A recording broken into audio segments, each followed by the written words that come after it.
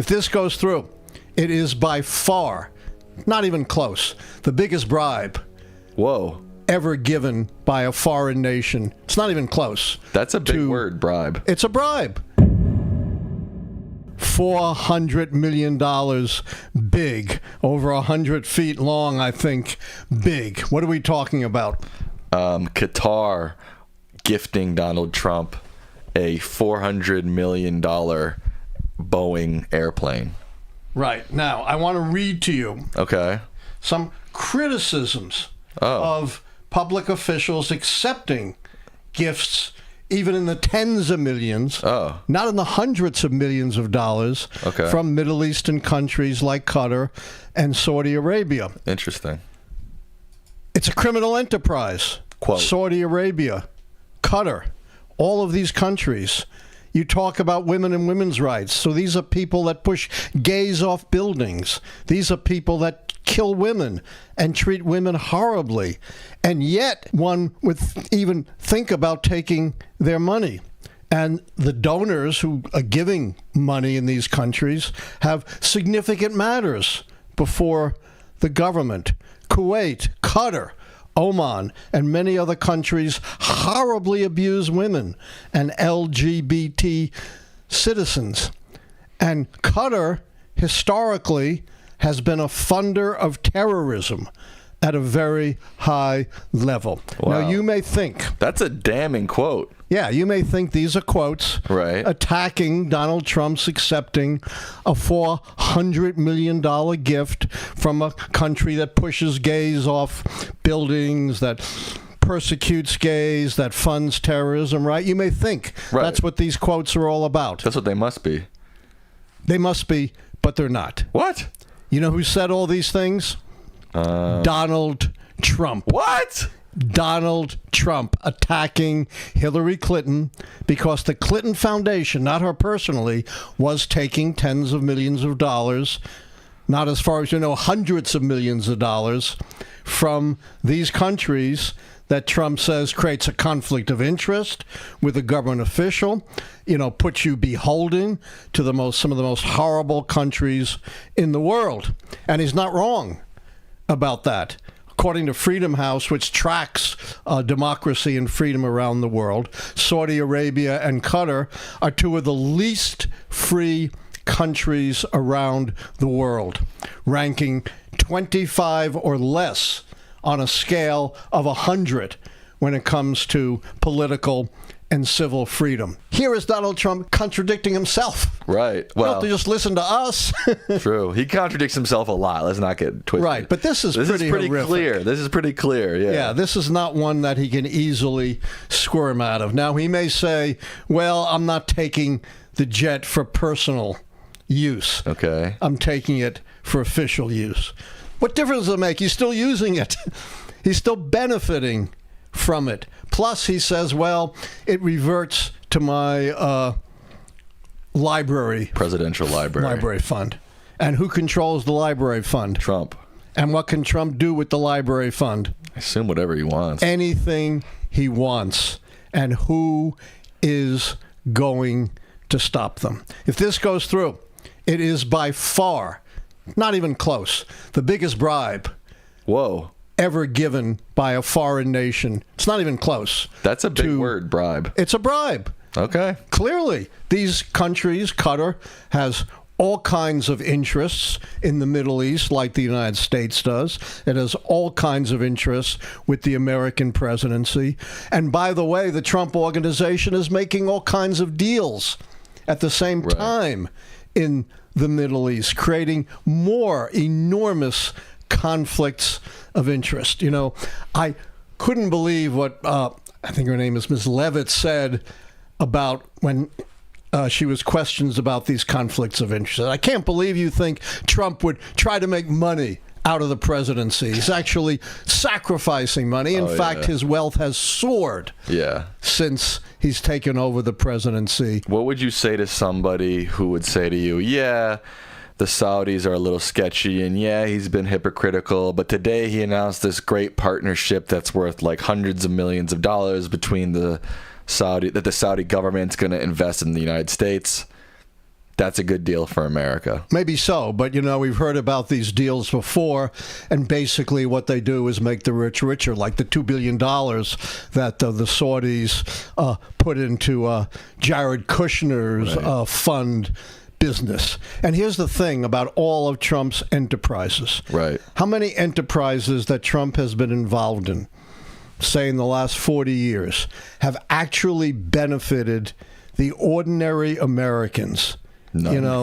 That he claimed zero. Yeah. Who does he build things for? Rich people. The super rich. And that's what he's doing in the Middle East, building these super high-end golf courses, these super high-end towers, assuming they ever get off the ground. The world is littered with Trump's building failures, in places like Fort Lauderdale and Tampa and Puerto Rico, Hawaii, Canada, parts of Europe. Weren't you telling me earlier? I think you were telling me earlier today that the Qatari government reportedly has ties to funding Hamas. Isn't that right?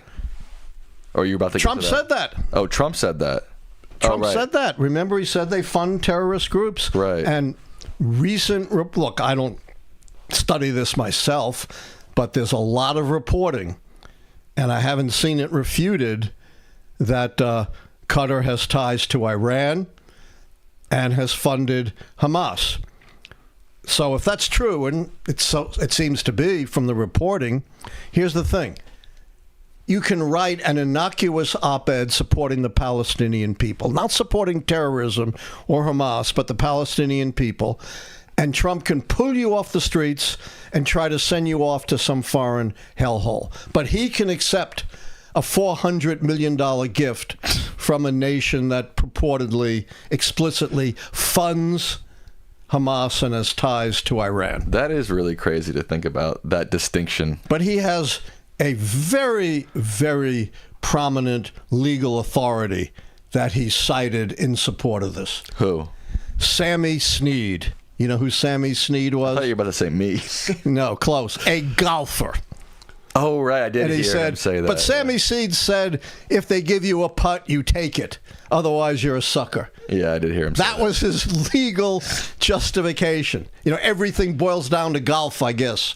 I've even seen some MAGA people talking about this and saying this is not a good move. What's the upside of this? What's the benefit?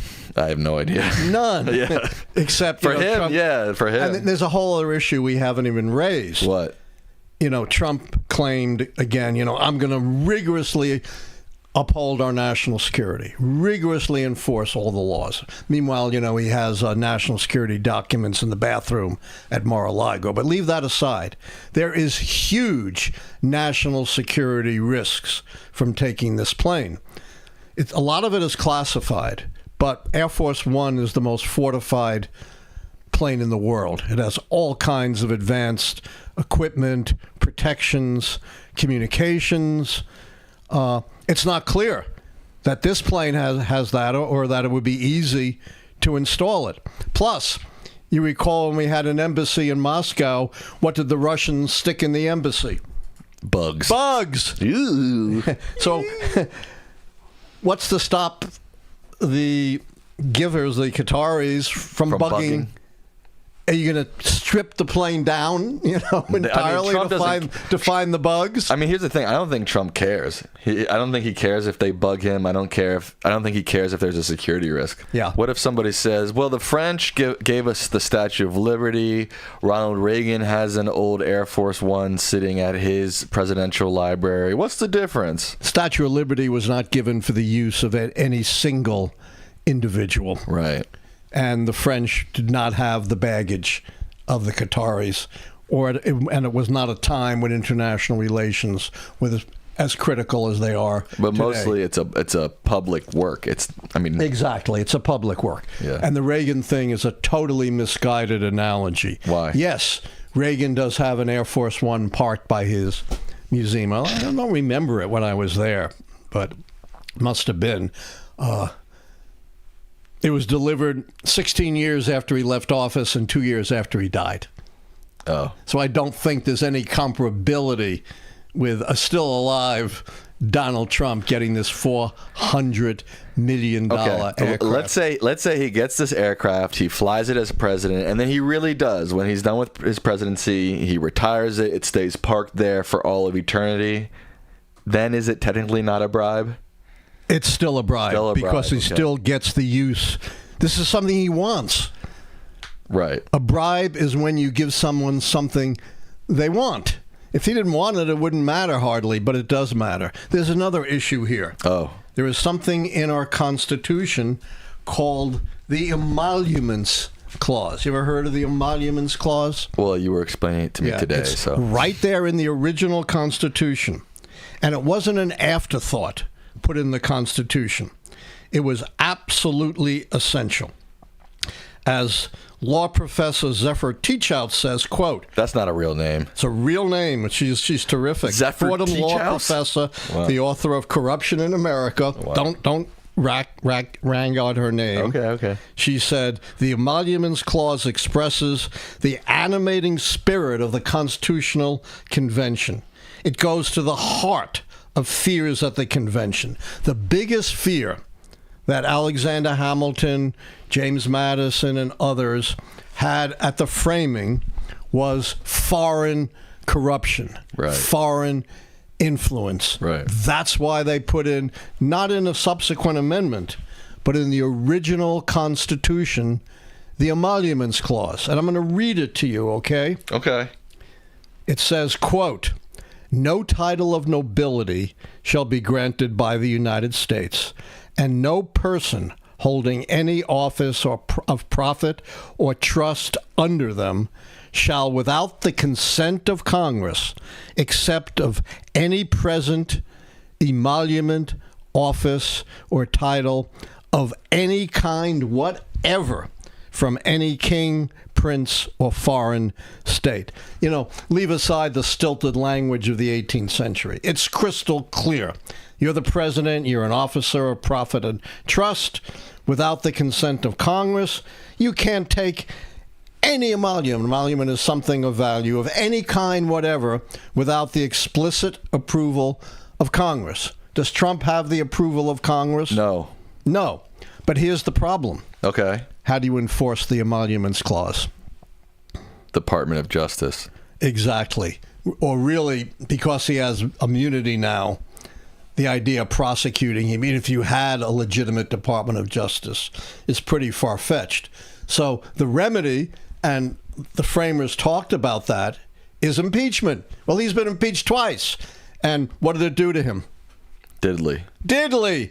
Absolutely nothing. This is the problem. This is Trump's M.O. He just ignores the law. He ignores the courts, just does whatever he wants. He even says it. You know, Trump is right out front. He's not subtle. He's not hidden. He has said as president, I can do anything I want. And because I'm saving the nation, I'm not bound by any laws. He compared himself to a king. So Trump goes ahead, takes this plane, violates the Emoluments Clause, even uses it after he's finished with the presidency because no one has control over his library fund. And what's the remedy? There is none. There is none, except maybe a remedy at the polling place, you know, voting against Trump's allies. But, you know, I got to say. Say it. Trade gives me a headache. It's so difficult to follow all the ins and outs of what Trump is doing with trade, except that it's a whipsaw. This is simple.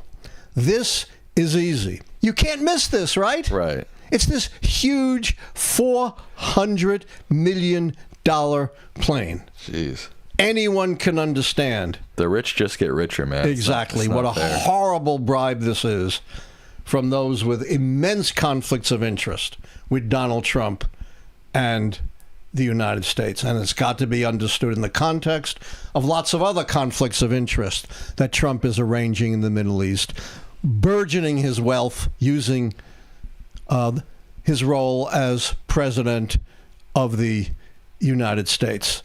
And it has to do, of course, with his totally, you know, swiveling his neck around on talking about taking money from these folks.